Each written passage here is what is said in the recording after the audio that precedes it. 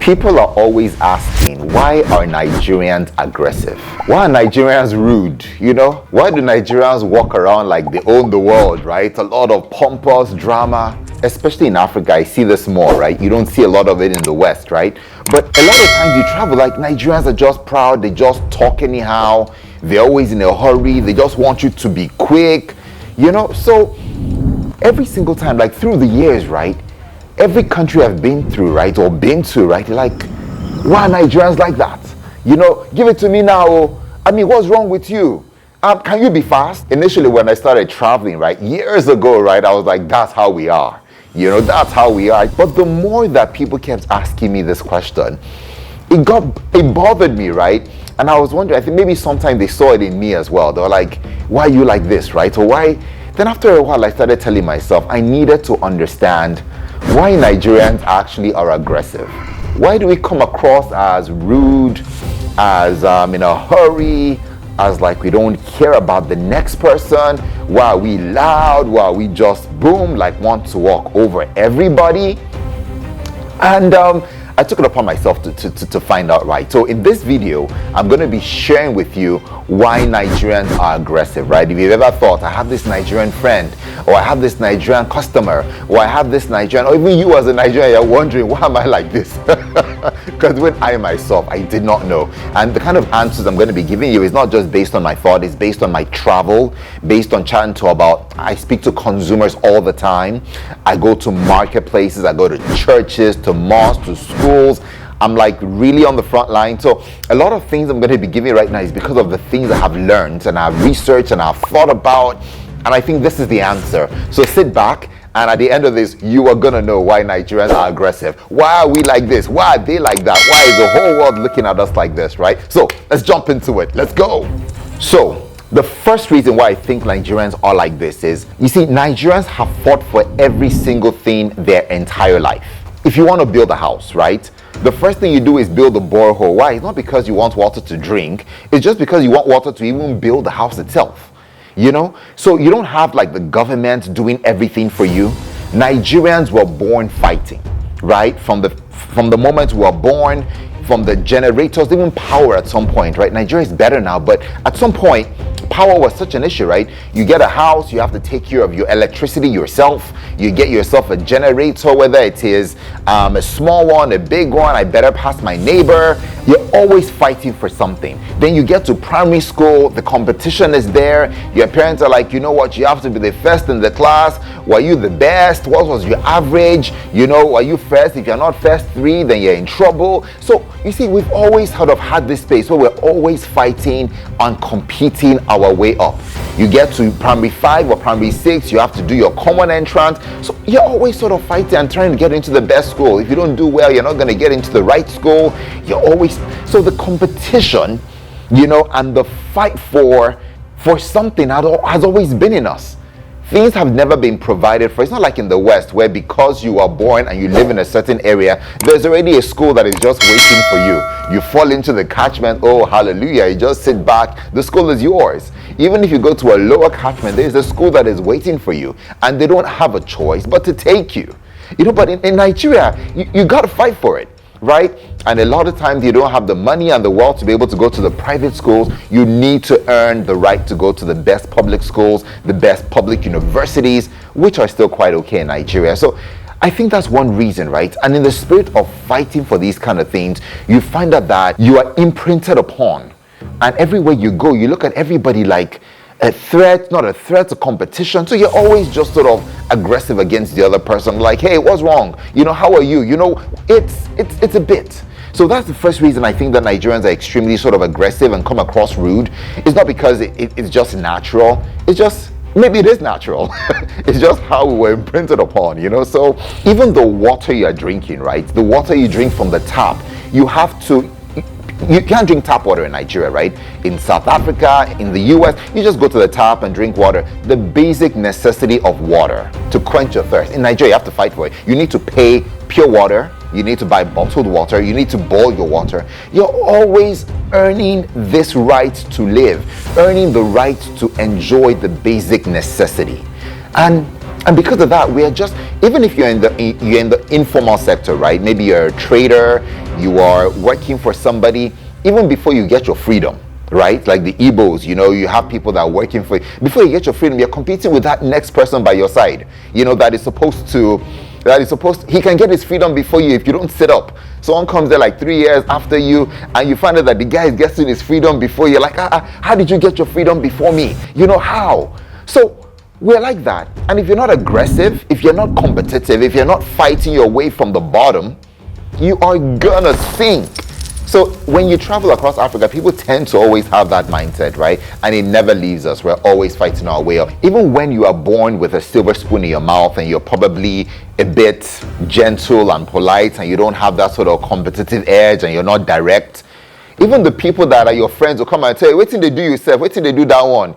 It's too gentle, it's too polite, get away from here, Joe, flashy that guy, sharp. So sometimes, if you're just even gentle, maybe it's telling yourself, maybe I come from a cool family, I'm just gentle. If you get into a space where everybody is like aggressive and rude and you just sort of try to be jeje, they'll finish you. And I mean, at some point in my life, I fell into that space, right? Where I was gentle, I was calm, I was polite, I was like, people would just finish, waiting they do it, dead Didiri or Denian, waiting that guy, sharp, I didn't know, before you know it, the street credibility in me started to show up, man, and then I suddenly became like a bit more out there, a bit more. But that's the reason why when you see those kind of things coming through, right? So it's the reality, right, of what you face, right? You're always fighting your way up, from the bottom, and because you have nothing provided, you're always fighting your way up. The second reason is because everyone in Nigeria has once upon a time in their lives encountered a conductor or a bus driver. And I know you're like, how? Maybe they've not even been insulted. They've been insulted by a conductor or a bus driver in their lives. Maybe not even insulted is the word, because after the experience, you don't just feel insulted, right? You feel molested. It's like you are molested by a conductor or a bus driver. When you're growing up, you don't all have cars. I mean, even if you have cars, by the time you leave your father's house or your parents' house, you're taking public transport. The public transport are buses, and they're not like these buses you're seeing in the USA. You're thinking like, I just want to catch the bus. In Nigeria, we literally catch the bus, and it's not like in the US. And they say, I want to catch the bus. In Nigeria, you have to catch the bus. You have to hold it. See, these conductors, right? When you get into the bus, it's a very tight bus. Sometimes they put you like 5 in a row. Some people will say, is it not just 4? They say, not 5. The conductor even say, not 5. Shut up. Shift. And you have to shift, and then everybody gets into this tight bus, all just sort of squashed like sardines, right? And woe be it, where maybe you're even at the corner, you're the first guy that enters the bus, you're at the end. So there's that tight thing that happens. But where it becomes a bit molestation is even for you to be able to get your change from the conductor. These conductors are people that work with bus drivers. They're the ones that call, hey, we say two, Oshodi, all of that, right?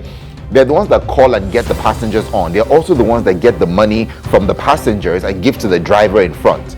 So a lot of these conductors are very aggressive, very rude, very direct, very scary, It's almost like, even for you to be a bus conductor in Nigeria, I think the HR team in the bus industry, they interview you. You have to have a hard face. You have to be aggressive. You have to be able to beat people. You have to have like a voice that is, So when you get into a bus, you're already sort of scared, like, this conductor. And you ask for your change from the conductor. You give me 500. The bus trip is 200. You have to collect 300 change. Yeah, if you ask the conductor very gently, please, can I have my change? He will look at you, where in the air, kilo share, If you don't shout for your change, give me my change, Are, you're not going to get it, right? He will take you for granted, right? So the normal Nigerian, when you're asking for your change in the bus, you can't just be polite and say, please, can I have my change, please? I'd like to have my change, please. Please, would you be kind enough to give me my change? If you do that, you're mad, oh.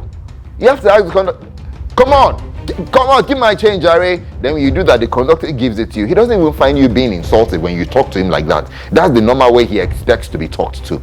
So the normal Nigerian is already aggressive, because to get around with transportation, you need to be aggressive. Even when you're about to stop, right, and you get to your bus stop, you can't say, hey, I've just gone to my bus stop, please. Can you just stop me here? You have to say, Owa. You don't even just say, Owa means it is here. In other words, there's somebody dropping from here. If you say, oh wow, they won't even hear you. They can drive past your bus stop. You have to say, oh wow, oh wow. If you don't say it loud, forget it. They will get to the next bus stop. You have to take another bus all the way back. So you see, to get off from a bus, you have to be aggressive. To get into the bus as well, something you have to tell the conductor, they go here, you know. So that experience, the average Nigerian has passed through it. If there's 200 million Nigerians, at the point when you start to work, there'll be a point in your life you go through that. And you will be disvirgined by the conductor. Maybe not, I'm not talking about but you'll be disvirgined of your politeness, of your gentleness. You'll just become another man, right? And conductors do that. Bus drivers do that as well, you know. So you just got to do it.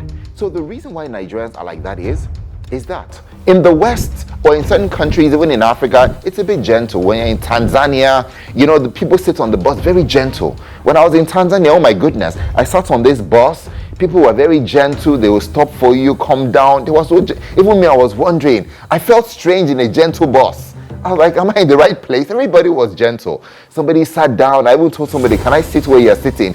He got up from where he was sitting. He moved in and I took his position. I was like, wow, you know, this is good. I can live here, you know. So that's the reality of what that happened in Nigeria with the conductor experience. In the US, the buses are big. It's polite. It stops at a certain time. You get onto it. You get a seat. If you don't get a seat, you stand, you wait. Things just sort of work politely. You scan your whatever. You don't even have to talk. In Nigeria, we are aggressive because the bus conductors have passed through us. And I always tell people that conductors have been so effective in creating this perception in Nigeria. If you want to really win with your marketing and get to really communicate to people, bus conductors are such a vessel.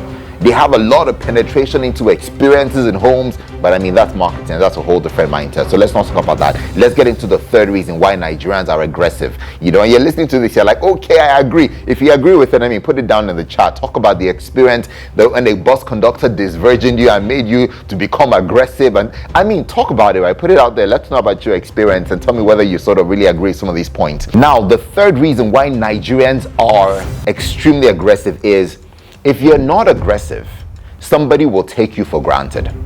It's either going to be, I know we talked about the bus conductor, but this can just be an everyday person. You can go to the market, right? And you're in the general market in Nigeria. It's general market, right? It's not like supermarket. It is general trade, right? So you're in there, you ask the person, how much is this? If you're too gentle, the trader might not even answer you. Or she might just walk past because there's a lot of people. Life is really, she's trying to sell. So she doesn't, so you have to be like, hello, Nia, you know, how much? Last price.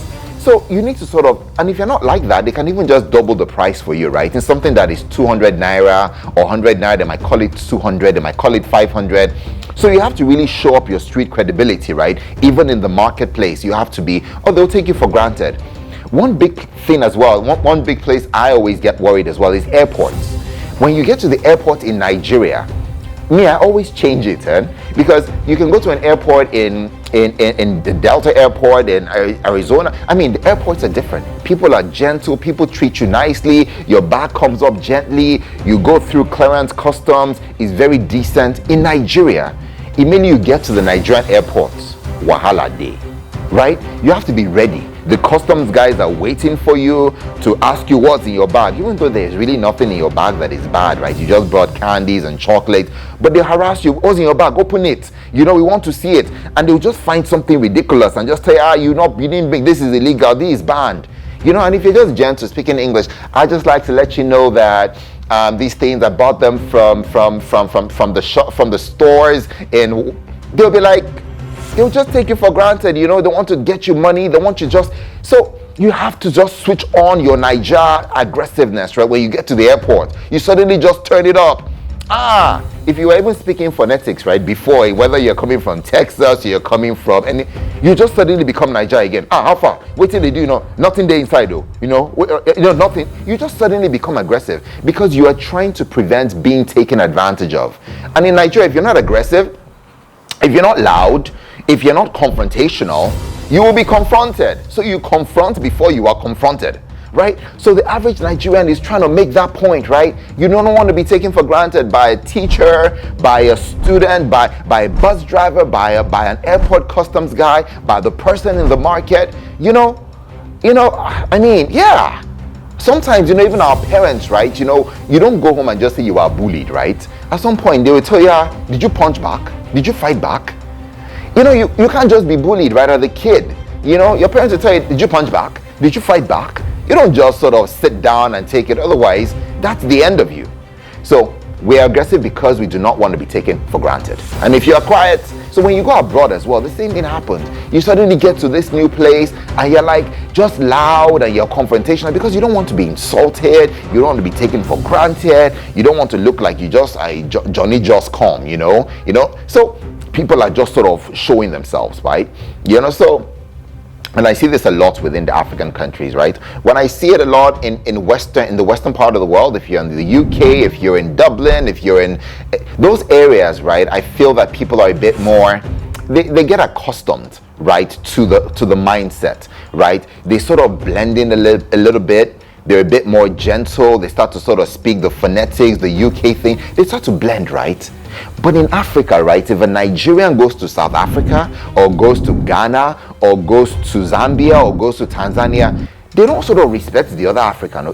They just come out who they are, right? Boom! This is who I am, And I don't know why we're like that in Africa, right? Because I think people in Canada, right, the Africans that I know there, when I see them, they're sort of blending in a little bit, understanding, maybe because they feel that maybe this country, we have just been allowed in here, they can chase us away. But even in other African countries, it's not your country, right? So, but we sort of don't, I don't know why that is, right?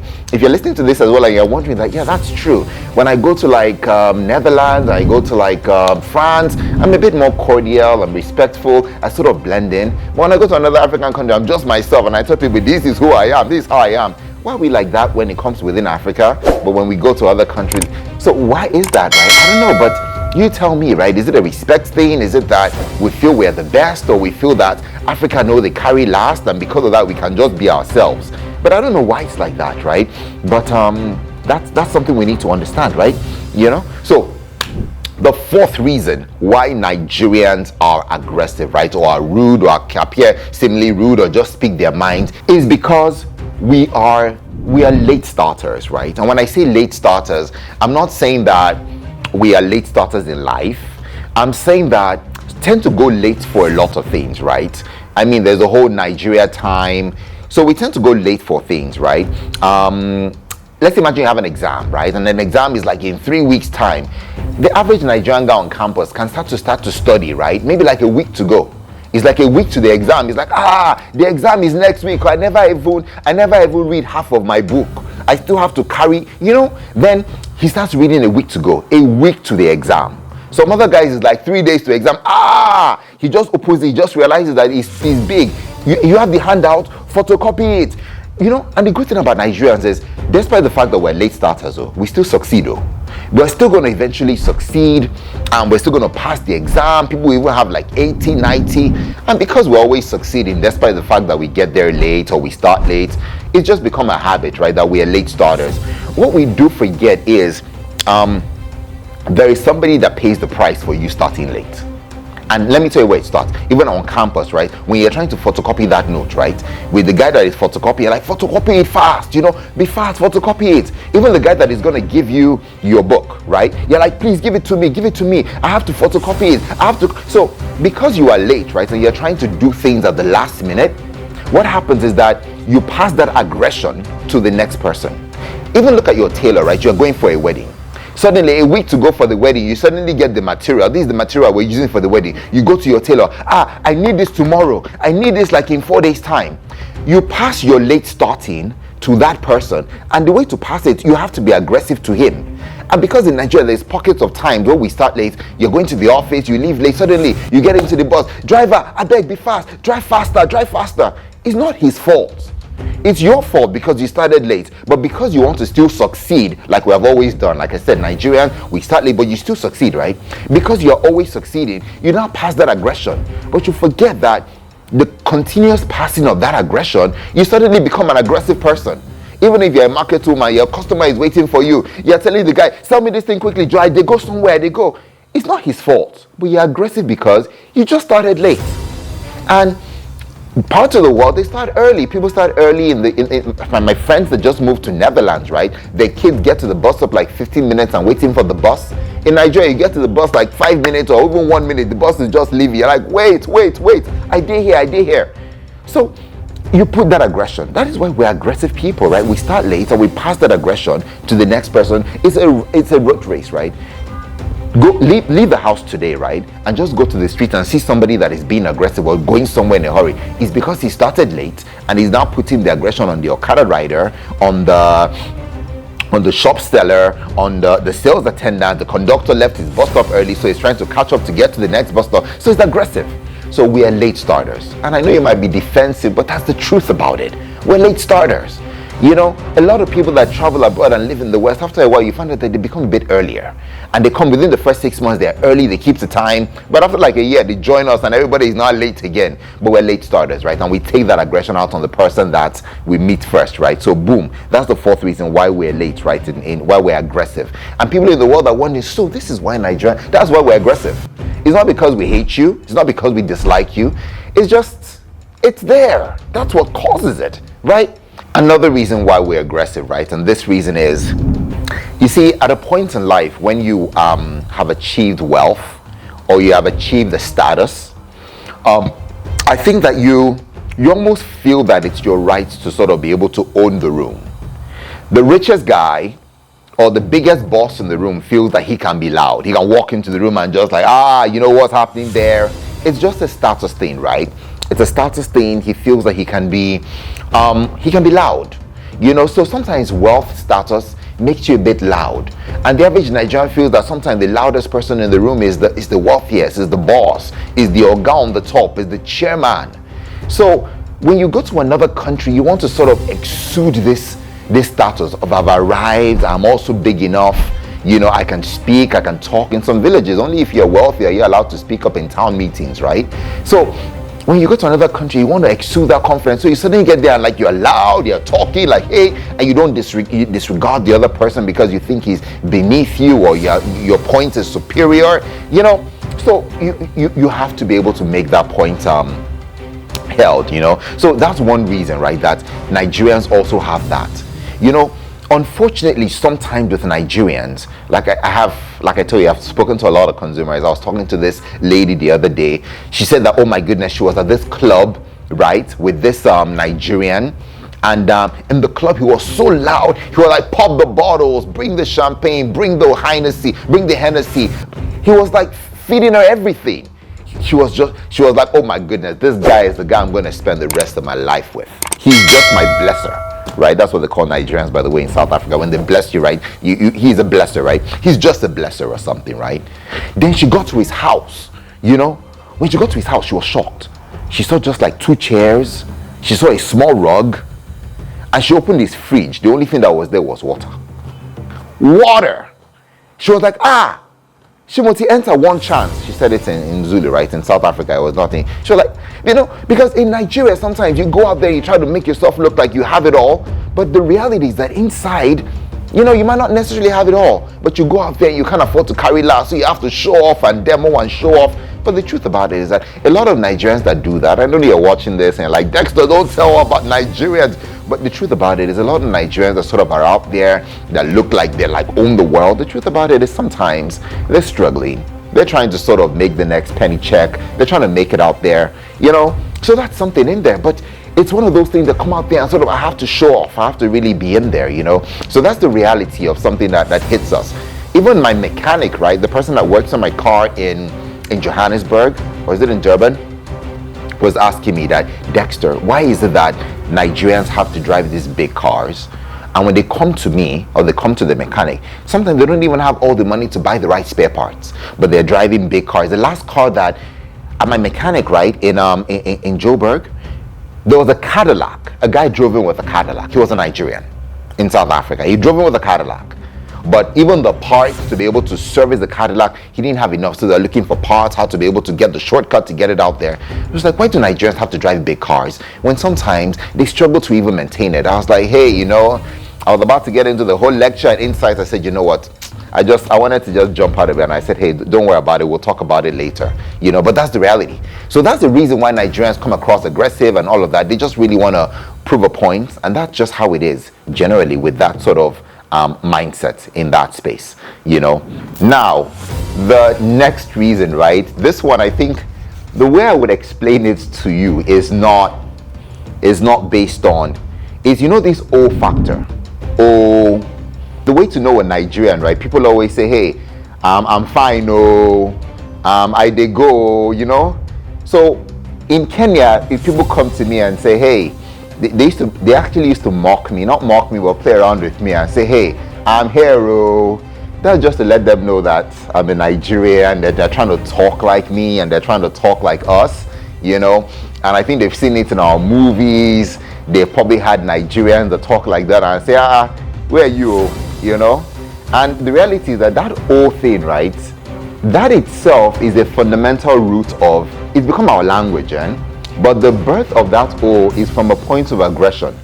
It came from when we were younger, right? When someone tells you, I will beat you, that O actually means if you don't stop what you are doing, you will see the consequences of something. Something will happen.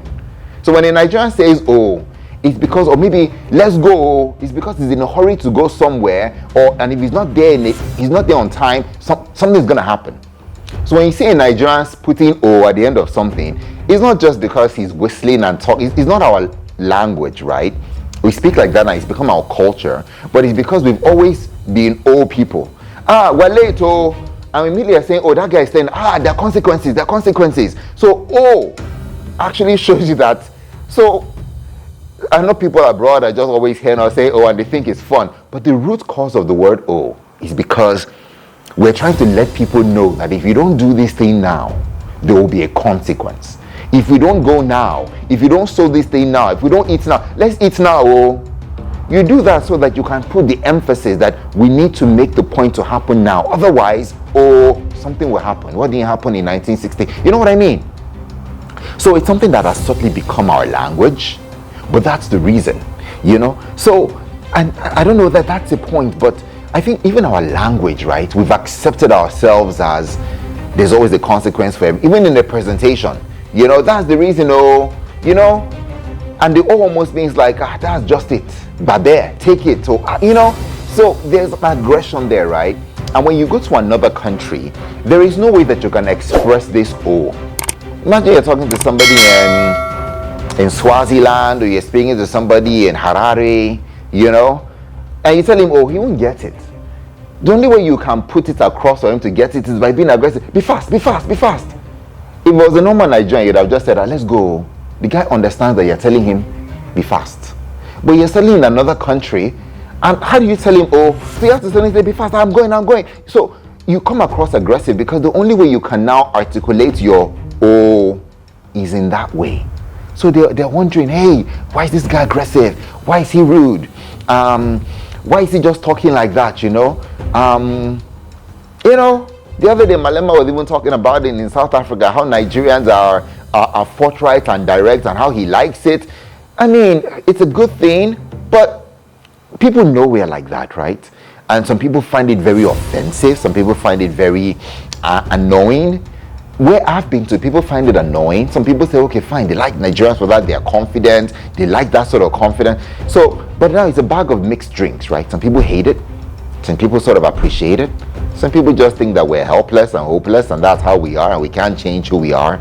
I don't ever feel like being helpless, right? We can change anything, and that's what makes us Nigerians, right? We never carry last because we can change any situation, right? So when they say we can't change who we are, I don't like that. By the way, that's me preaching another message, but that's the reason. There's this O factor, right? So if you're watching this and you're always saying the O thing, that's where it came from, right?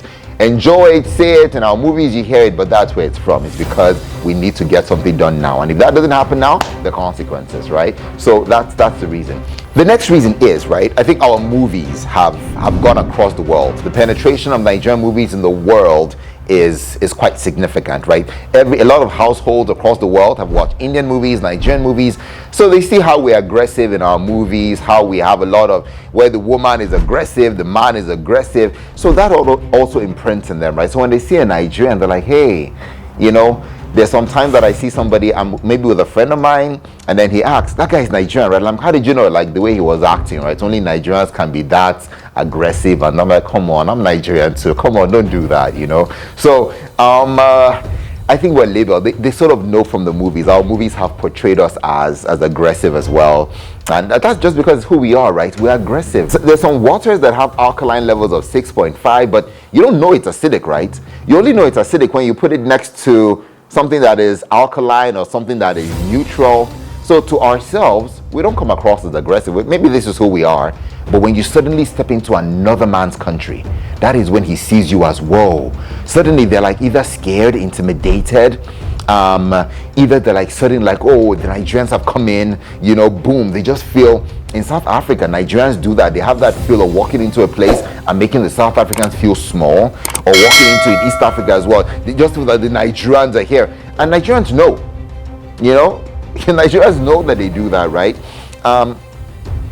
There are two vehicles to it, right? While sometimes it might get you the kind of fame, and the kind of attention, it doesn't necessarily get you loved, which is why South Africans sort of don't necessarily like Nigerians all the time. Or even Kenyans right now are suddenly wondering, Kenyan men are like, these guys are taking our ladies, right? They walk into the place and they walk like they own the world. And Nigerians are feeling good. Yeah, that's us, Awani, that's who we are. We're proud, we're loud. And because you probably are able to get the girls, you're able to get the attention and all that, you celebrate it as a point of, yes, this is a positive. The reality is that while it might seem like a positive, it's also a negative because you build hatred for yourself across Africa.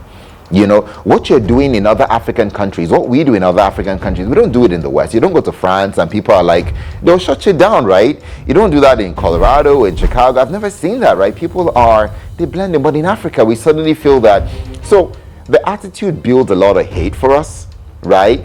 You might get a victory now in the club, a victory in the office, a victory because you're loud, but it builds hatred, right, for the people coming after you, and across Africa, right, you're gradually being hated, so we got to know that, and we need to realize it, and that means we need to change, we need to stop it, right, and be aware. Also in the workplace, right, suddenly if you're very aggressive and confrontational, people can get their point across to you. If they have a brilliant point, because you are loud and you're domineering and aggressive, someone that has the solution in his mind, he's not able to express himself to you. In the workplace, I understood that very early, right? So suddenly I realized that I'm Nigerian. I can come across domineering and aggressive. And because of that, I pipe down because I want to be able to hear the thoughts from the team. If I'm just aggressive, I can't learn. I can't get the insights. I can't get the answers that I don't have. And I don't always have the answers. So I tend to pipe down. I realize that when I work across the world and I worked across Africa, I sort of chill. I get into a room sometimes I can't help it. I'm a bit aggressive, but sometimes I quiet down. I'm like, okay. I get into the room a bit quiet. I'm like, guys, what's going on? I realize that I'm Nigerian, and because of that attitude, I might not get the answers. I might get people intimidated. I might not get the best of people. So if you're commonly like Nigerian, that's who we are. That's not who we be that. That's who we are. You're never going to get the best from a workplace. And I tell you this, right? Look at every Nigerian that has gone to the World Bank, to the United Nations. The only reason they rise through, right, is because at some point they've been able to put that. Go chat to Ngozi Iweala, right? Talk to them, right? You'll find out the reason that they've been able to rise is because they've been able to blend their Nigerian credibility with the blend of understanding that they can pipe down, listen at some point, and when they need to bring it out, they bring it out. But they're not always like that. So if you want to win, you can't have this thing and think that maybe if you're doing something else, then maybe, but if you're going to win in the workplace, in careers, in corporate, even in top level businesses, you can't win like that, you can't do it. You can't win like that, like I tell you, landing the consequences, So I think we got to be able to embrace who we are, but at the same point realize that there's a negative to it. I'm not saying change who you are, change who we are as Nigerians and as foreigners, right? That's why we are like this, right? So don't look at us like we hate you, we don't like you, and we're doing this from a space that we're just turning it on. Sometimes we can't help it, right? That's how we've come into who we are. So if Nigerians have come across that way, that's the reason it's like that, right? And maybe we win with it, but it's not who we are generally. So that's the reason why we are. Why do I do these videos, right? Why do I share some of these insights, right? The reason is because I think that human insight rules the world. If you want to land an innovation, or if you want to create any solution, any product, it starts from understanding people. Why are people the way they are? If you understand the why to the why to the why, you will come up with the best ideas, with the best solutions. As I travel Africa, I'm always asking questions. It is these questions that will turn around the continent. If Africa must get better, if our countries must get better, we must understand, why do people do this? Why do leaders do that? Why do people do that? Why do bus conductors do that? When you understand the why, you can tackle the why and you can fix the solution. My dream is that in Africa, we can really all understand the whys for why we are the ways we are, why things don't work, why things are in certain ways. In doing that, we will get the answers. So I look at myself like a human. I like to sniff for human insight. Every day of my life, if I don't get an insight, I'm not excited. I don't sleep. When someone tells me something, I'm like, why? Why did you do that? Well, people like Dexter, you're always asking the whys. It's the reason we win, The solution, the innovation is in a why. The promotion is in a why. The next idea is in a why, right? So that's why I do it, right? And I really think that we can really win across Africa if we are like that, right? So hopefully this video has helped you. Follow us, subscribe. Let's try to drive this journey together. There's a powerful Africa that is waiting for us. There's a powerful world waiting to embrace us, whether it's the US, whether it's the West, where we're not just a key to the puzzle. We are the puzzle, and I think that the world is gradually realizing that, right? Together we can win, right? Hopefully this video has helped you again. I'll see you in the next video. Let's take it away and let's continue to make Africa great again. Take care. See you in the next one.